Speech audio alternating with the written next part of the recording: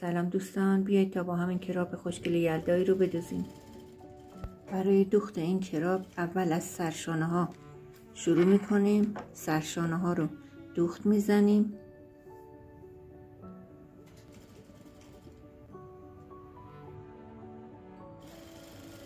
بعد از دوخت سرشانه ها سردوز میزنیم.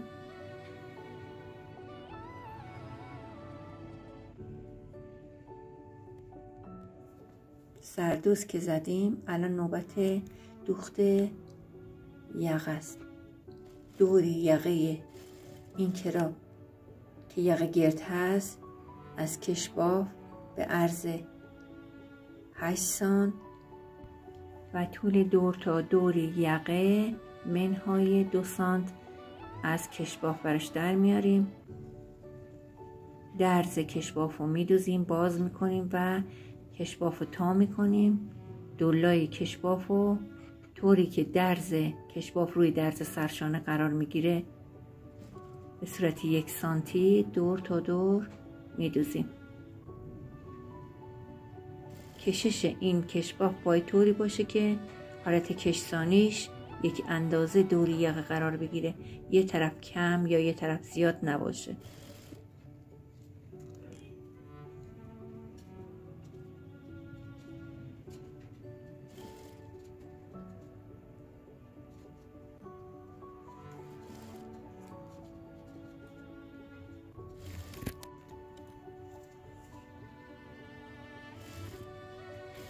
دور تا دور که یقه رو دوختیم سردوز میزنیم.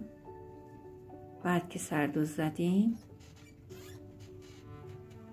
از روی لباس لبه یقه رو یه دوخت نیش مرتب میریم که خیلی رو ظرافت یقه تاثیر داره.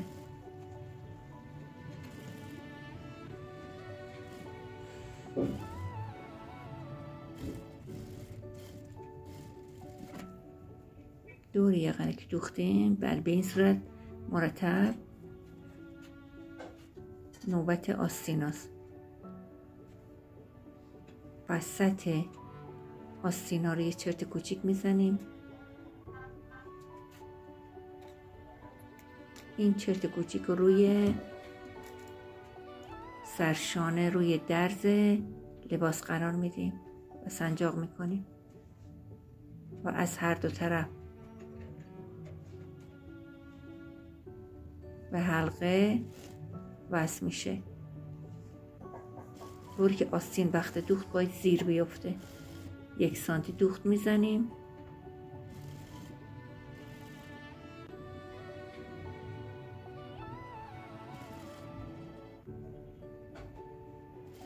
یک سانتی که دوخت زدیم سردوز میکنیم.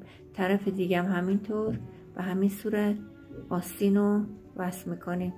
وسط چرت میزنیم و وسط سرشانه قرار میگیره و از درز حلق آستین از قسمت پهلو به هم دوخته میشه تا درز پهلوی دیگه.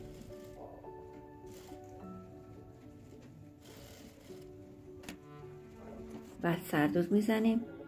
درز پهلوی لباس هم میدوزیم، سردوز میکنیم. بعد حالا مچ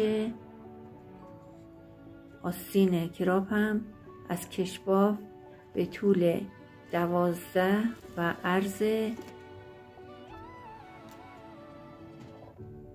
اندازه دور مچ منهای 1 سانت در نظر میگیریم.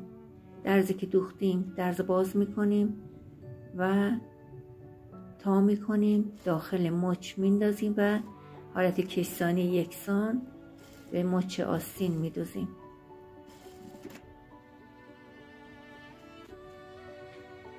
طرف بعدم به همین صورت.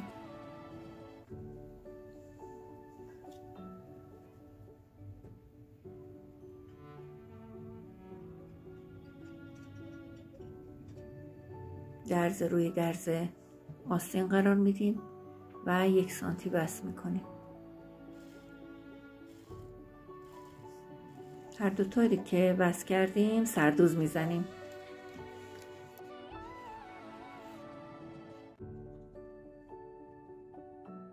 و حالا قسمت پایین لباس. طول به اندازه دور تا دور پایین کراب منهای 2 سانت و عرض کشباف هم به اندازه 12 سانت در نظر میگیریم. درز یک طرف کشباف رو وصل میکنیم، درز باز میکنیم و تا میکنیم کشباف رو به درز پهلوی لباس و طرف مقابل هم به درز طرف دیگه سنجاق میشه که حالت کشسانی یکسانی داشته باشه.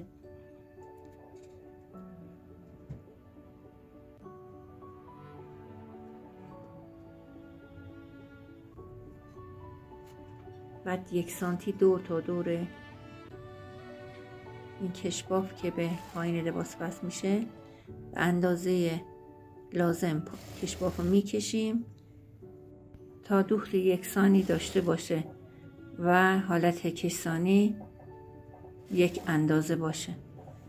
به اندازه کافی میکشیم و به پایین لباس وصل میکنیم. دور تا دور که دوخت رفتیم سردوز میزنیم.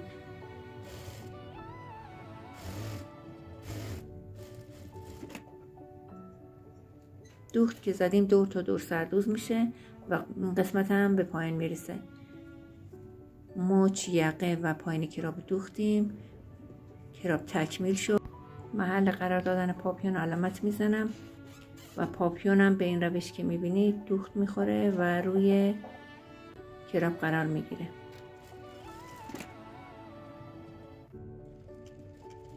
روش دوخت پاپیونو توی فیلم جدا توضیح دادم و محل قرار گرفتن کامل داخل فیلم هست.